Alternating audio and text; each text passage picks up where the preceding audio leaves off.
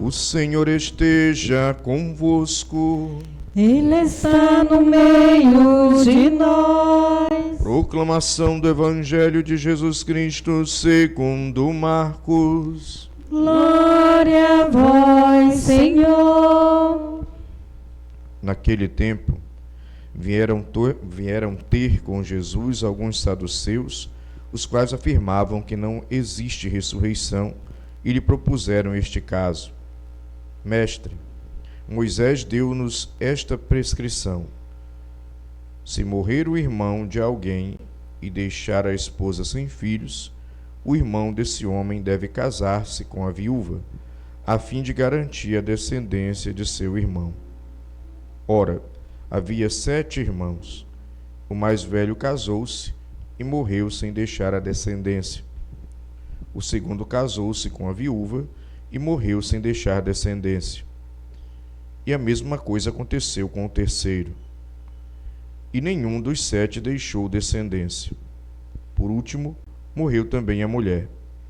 Na ressurreição, quando eles ressuscitarem, de quem será ela mulher? Porque os 7 casaram-se com ela. Jesus respondeu: acaso vós não estáis enganados? Por acaso não conheceis as Escrituras e o poder de Deus? Com efeito, quando os mortos ressuscitarem, os homens e as mulheres não se casarão, pois serão como os anjos do céu.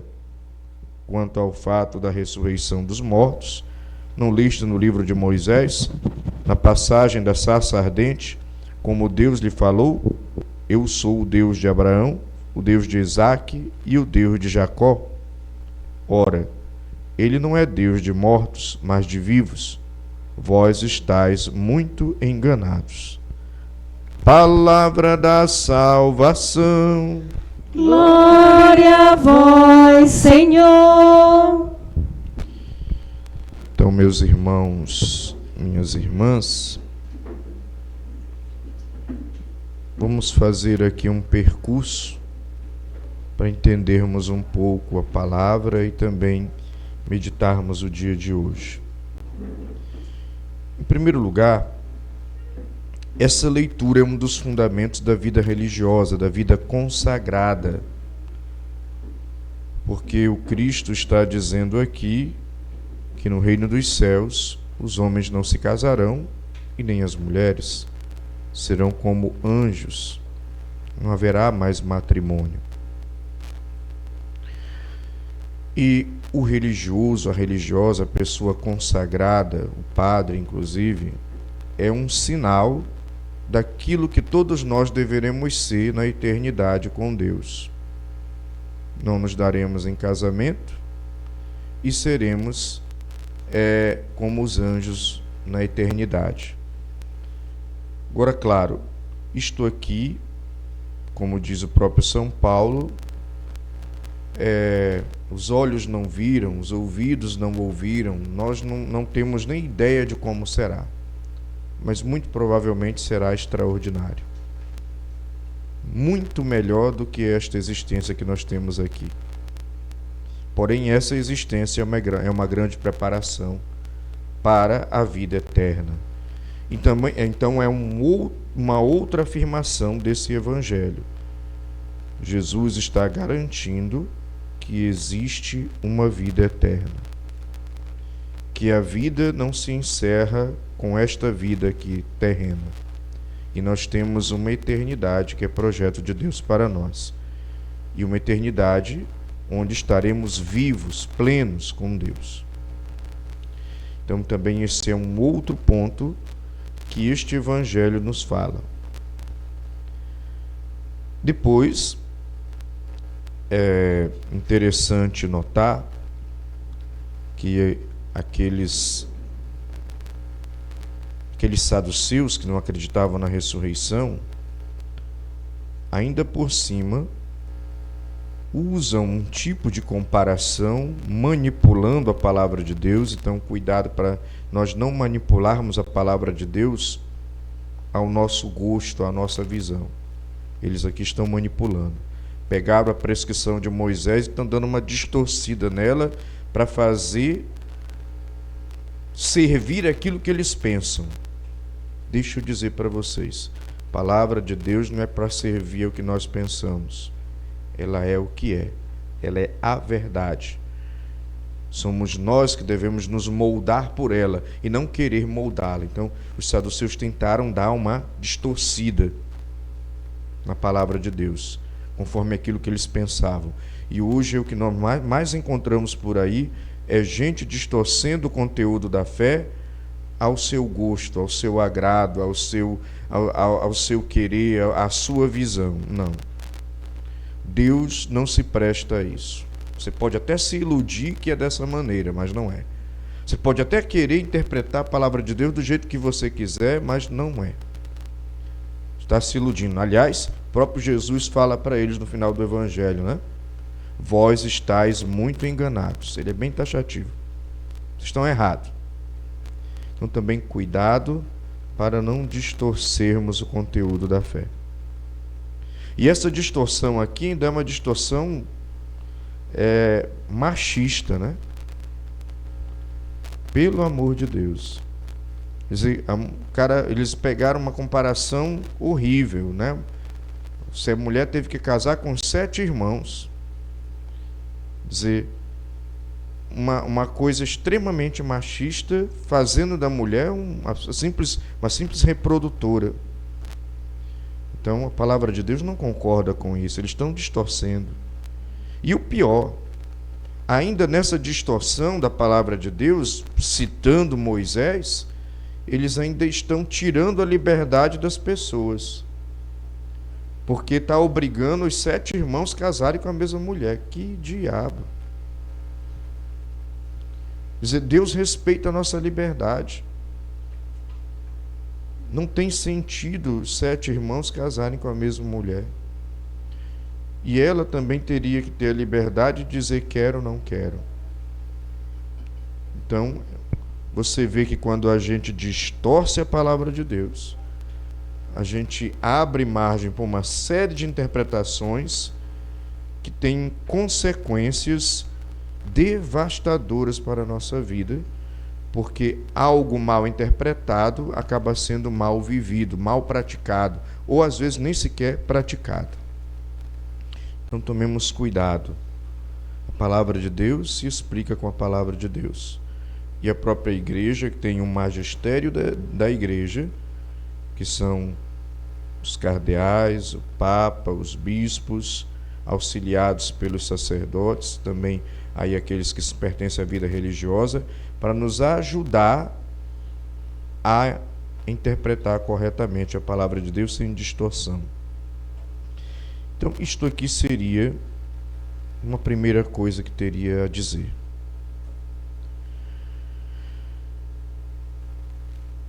Em segundo lugar, queria dizer a você, Lúcia, que faço minha as palavras de São Paulo, que diz: quando me lembro de ti, dia e noite nas minhas orações. Lembro de ti, dia e noite nas minhas orações. Saiba disso. Também, São Paulo, ele demonstra uma fé que nós percebemos em você, e nesses seus 70 anos queremos louvar a Deus por essa fé que você tem, que ela tem esse calibre de São Paulo. Ou seja, quando ele fala, eu tenho certeza de que ele é capaz de guardar aquilo que me foi confiado. E quando diz, mas aqui, eu, do qual fui confiar, anunciar o Evangelho, e a causa pela qual estou sofrendo, mas não me envergonho, porque sei em quem eu coloquei a minha fé. Sei em quem eu coloquei a minha fé. Era essa frase que eu estava procurando aqui. Então, certamente, na sua vida, e em boa parte desses 70 anos, você demonstrou isso. Você sabe em quem você colocou a sua fé. Em Cristo.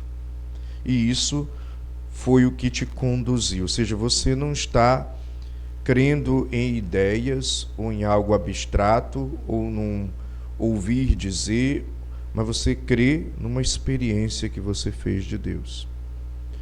E isso conduziu parte dos teus 70 anos. Eu digo parte porque existe o antes de Cristo e o depois de Cristo. Existe o antes do encontro pessoal com Ele e o depois do encontro pessoal com Ele, né? E a partir do teu encontro pessoal com Cristo, todos aqui que te conhecem, com certeza testemunham que você reflete essa frase de São Paulo: eu sei em quem eu coloquei a minha fé. Portanto, é gratificante perceber esse seu testemunho. E também isso deve, a partir deste teu testemunho, não que você queira se colocar como referencial, você nunca se colocou e nem nunca teve essa intenção, mas a gente espera que esta sua confiança em Deus também inspire em nós a mesma confiança. Eu sei em quem eu coloquei a minha fé. E, por fim, uma outra coisa que é testemunho seu, e nesses poucos anos que nós temos contato, eu poderia dizer, acredito que são uns 7 anos, mais ou menos, é o refrão do Salmo que fala: ó Senhor, para vós eu levanto os meus olhos. Então, quem te conhece percebe essa oração do salmista em ti. Ó Senhor, para vós eu levanto os meus olhos. Que habitais nos altos céus, como os olhos dos escravos estão fitos nas mãos do seu Senhor. Então, a tua vivência de fé, os valores que você traz com você, as lutas que você sempre travou, está travando no dia a dia, mostram também isso, que os teus olhos estão em direção ao Senhor. Seja Ele é o teu norte, Ele é a tua força, Ele é o teu referencial, Ele é o teu consolo, Ele é o teu auxílio. Então você reflete isto nesse sentido de levanto os meus olhos ao Senhor. Continue levantando os seus olhos ao Senhor. Continue fazendo isso que São Paulo também fala a Timóteo. Dou-vos graças a Deus, a quem sirvo com consciência pura, como aprendi dos meus antepassados, quando me lembro de ti, diante dia e noite nas minhas orações. Por esse motivo, exorto-te, reaviva a chama do dom de Deus que recebeste. Então, que esses 70 anos, diante inclusive das dificuldades de saúde que você está enfrentando, você possa reavivar a chama do dom de Deus. Que a cruz que você carrega agora seja associada à cruz de Cristo. Você, mais do que qualquer pessoa, sabe, porque mantém os seus olhos em Deus, porque sabe em quem colocou a sua fé, que Deus não manda sofrimentos. E Ele certamente não quereria que você estivesse atravessando toda essa enfermidade. Essas coisas são da vida, são do nosso sistema biológico, que também falha, porque foi afetado pelo pecado. A natureza também falha. A gente pensa que a natureza é perfeita, ela não é. A biologia é perfeita, ela não é. Eu sei que você sabe que não é Deus que te enviou nada. E pelo tipo de fé que você tem, também creio que você sabe que, apesar de Deus não ter enviado nada, você pode aproveitar de tudo isso. unindo-se a Ele. Assim como Ele passou pela cruz e aproveitou a cruz para que essa cruz fosse cura, para que essa cruz fosse libertação, para que essa cruz fosse restauração. Ele tirou da dor, vida, ressurreição. Então, eu sei que fazer esse discurso é muito fácil. Vivê-lo é mais difícil. Mas, com certeza, como mulher de fé, eu sei que você, com os olhos fixos em Deus, sabendo em quem você colocou a sua fé, você está oferecendo tudo isso em união com Cristo. Continue. Ofereça. Una-se à cruz de Cristo. E, inclusive, aquilo que São Paulo fala, que nós completamos a cruz de Cristo. Não porque ela seja incompleta, mas porque nós nos associamos a Ele, ao seu sofrimento na cruz. Então você, passando por todo esse calvário que você está passando, você está se associando a Ele. E Ele há de tirar um bem muito maior. Ele não enviou, mas Ele tira um bem maior. Ele não traz a doença, mas Ele dá força para superá-la. E há de tirar um bem maior. Então que esses teus 70 anos sejam, como disse no comentário introdutório, o olhar para o conjunto da obra,